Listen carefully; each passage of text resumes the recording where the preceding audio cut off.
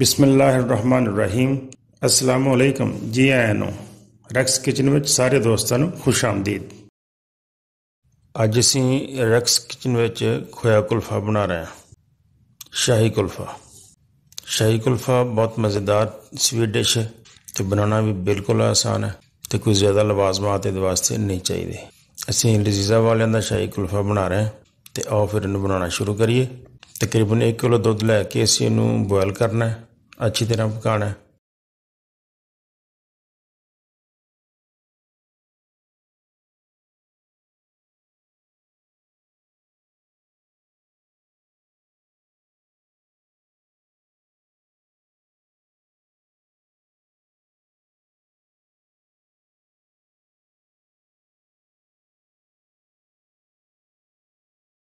तो जो दुध बॉयल होना शुरू हो जाए तो ये असीं तकरीबन 50 ग्राम मक्खन पावांगे।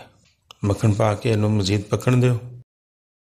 अगर तुसीं मेरे चैनल नूं अजे तक सबसक्राइब नहीं किया तो सबसक्राइब मेरे चैनल नूं जरूर कर दिओ, क्योंकि सबसक्राइब करन दा तुहानूं बिल्कुल कोई नुकसान नहीं होना, अलबत्ता मैनूं काफ़ी फायदा हो जाना।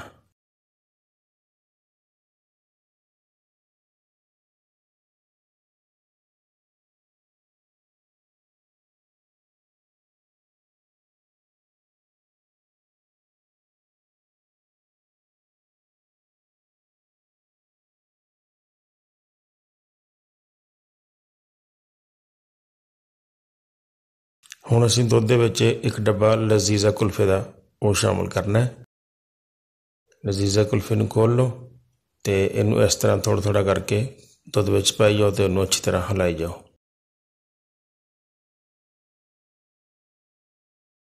तो थोड़ा जिहा पकण तो बाद असीं इहदे विच ब्रैड क्रम्स शामिल करने हैं। 3 चम्मच ब्रैड क्रम्स दे शामिल कर दिओ तो मिक्स कर दिओ। ब्रैड क्रम्स पा के असीं तकरीबन 8-10 मिनट दुध नूं पकाना है तो उन्होंने अच्छी तरह गाढ़ा करना है।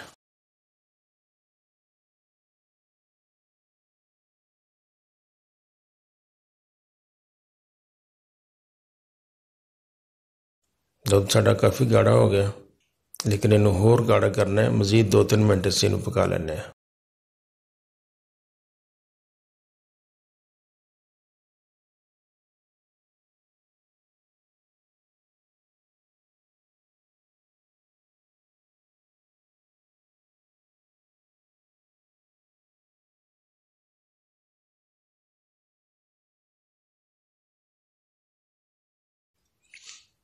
दुध हुण साडा काफ़ी गाढ़ा हो गया। हुण असीं चुल्हे नूं बंद कर दिंदे हां। थोड़ा जिहा हिला के ते इसनूं किसी मिक्सिंग जग दे विच पा के बस 30-40 सैकेंड सिर्फ ग्राइंड करना है, ताकि बिल्कुल यकजान हो जाए, अच्छी तरह मिक्स हो जाए।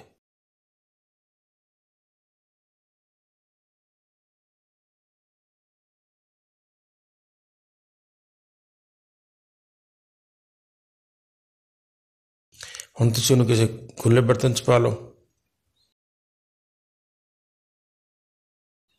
ते थोड़ा जिहा पिस्ता, थोड़ा जिहा बादाम गार्निश कर लो ते इहनूं रूम टैंपरेचर ते ठंडा होने वास्ते रख दिओ। 5-6 घंटे वास्ते फ्रिज में रखेंगे ताकि अच्छी तरह जम जाए।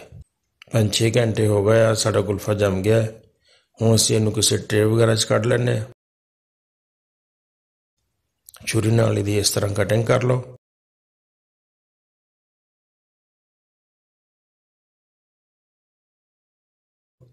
तो ये उत्ते मजीद मगज़, पिस्ता ते बादाम वगैरह गार्निश कर दिओ।